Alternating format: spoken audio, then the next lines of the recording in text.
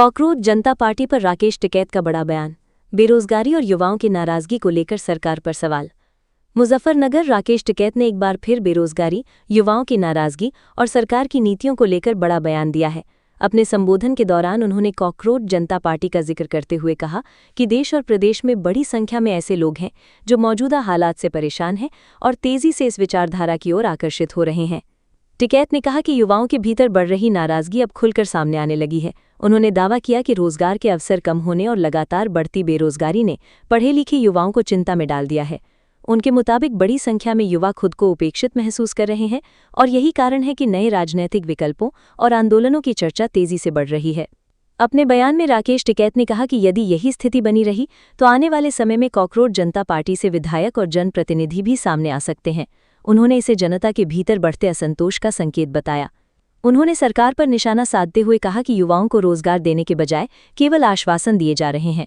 टिकैत ने हाल ही में हुई होमगार्ड भर्ती का जिक्र करते हुए कहा कि लाखों पढ़े लिखे युवाओं का छोटी नौकरियों के लिए लाइन में लगना मौजूदा रोजगार व्यवस्था की वास्तविक तस्वीर दिखाता है। टिकैत ने कहा कि गांव और शहर दोनों जगह युवाओं के बीच भविष्य को लेकर चिंता बढ़ रही है। उन्होंने कहा कि पढ़ाई पूरी करने के बाद भी युवाओं को स्थायी रोजगार नहीं मिल पा, जिससे निराशा का माहौल बन रहा है। उन्होंने अपने संबोधन में कहा कि क्रांति ज्यादा दिन दबाई नहीं जा सकती और जनता के भीतर बढ़ रहा असंतोष धीरे धीरे बड़े आंदोलन का रूप ले सकता है। टिकैत के अनुसार सरकार को समय रहते युवाओं की समस्याओं को समझना होगा और रोजगार के नए अवसर तैयार करने होंगे। राकेश टिकैत ने यह भी कहा कि जनता का गुस्सा अब दबने वाला नहीं है और लोग खुलकर अपनी बात रखने लगे हैं। उन्होंने सरकार से अपील की कि युवाओं के मुद्दों पर गंभीरता से काम किया जाए ताकि हालात और अधिक तनावपूर्ण न हों। राजनीतिक जानकारों का मानना है कि बेरोजगारी और रोजगार जैसे मुद्दे आने वाले समय में राजनीतिक बहस का बड़ा केंद्र बन सकते हैं। ऐसे में किसानों और युवाओं से जुड़े संगठनों के बयान राजनीतिक माहौल को प्रभावित कर सकते हैं। वहीं प्रशासन की ओर से शांति और कानून व्यवस्था बनाए रखने की अपील की गई है।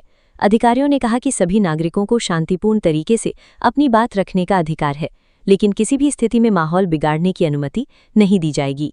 जनपद मुजफ्फरनगर से सचनामा न्यूज के लिए संवाददाता तनवीर मलिक की रिपोर्ट।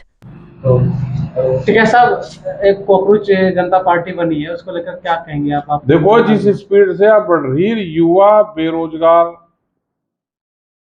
और जो दुखी लोग हैं वे इससे जुड़ते जा रहे। इसको बनाने वाला यूएसए में है, वहां पर बैठ के उसने पार्टी का गठन कर दिया, अब लोग जुड़ रहे। और अगर इसी स्पीड से चलता रहा तो 5-7-10 दिन में इसमें जो विधायक हैं वे आने शुरू हो जाएंगे। जैसे एक हरियाणा के एक विधायक ने इसको समर्थन दिया, जिन लोगों ने इसमें चुनाव लड़े, लोग अपने आप को कैंडिडेट भी डिक्लेयर करने लगे।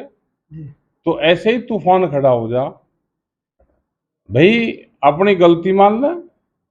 जिसने भी अगर किसी के बारे में कहा तो गलती मान लो, सॉरी फील कर लो, तो कुछ युवा शांत हो सके, नहीं तो यह स्पीड बढ़ेगी। क्या जिस तरीके सोशल मीडिया में एकदम कब्जा हो गया कॉकरोच जनता पार्टी, भाई लोग दुखी हैं, लोग दुखी हैं। 4-5 दिन के अंदर 21 मिलियन ये आवागा, ये तो दबा रखी है जनता।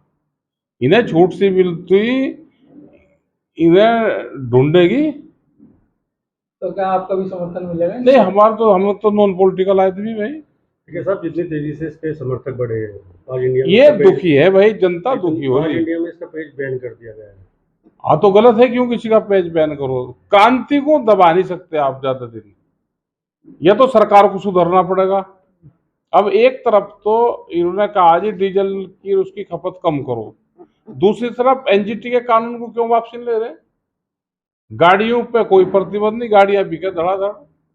भाई तेल तो गाड़ियां खाती है, 10 साल पुराना कानून क्यों वापसी ले रहे? स्कूल बंद है, हॉस्पिटल बंद है, रेल जो जितनी आती थी मुजफ्फरनगर में आप पता कर लो, या दूसरी जगह रेल बंद है, उसको महंगा कर दिया।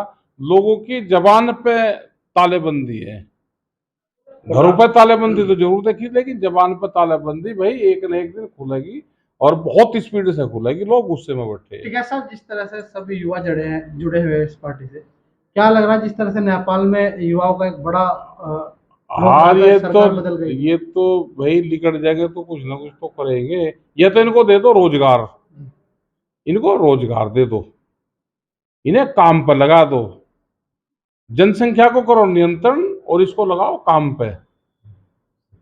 क्या मानते हैं बेरोजगारी सबसे बड़ा वो है। लोग होमगार्ड में पहले फार्म नहीं भरता था कोई, और आज होमगार्ड की जिसने दरोगा की भर्ती में भी पेपर दिए और वो होमगार्ड में भी दे रहा। तो यह बेरोजगारी है, रोजगार है नहीं, तो उनको ये आस लगे कि भाई यहाँ से कुछ हो सके। प्रधानमंत्री ने देश को संबोधित किया है, आर्थिक संकट से देश जूझ रहा है, उधर वो विदेश यात्रा पे हैं, महीने को महीने देखो, प्रधानमंत्री बाहर तो जाएगा, बाहर तो जाएंगे ना, प्रधानमंत्री के दौरे हैं, बाहर तो लगेंगे। जब ये राष्ट्रपति बन जाएंगे तो उसके बाद तो पार रुकना ही नहीं, उसके बाद तो चक्री बंधेगी पूरी। ठीक है।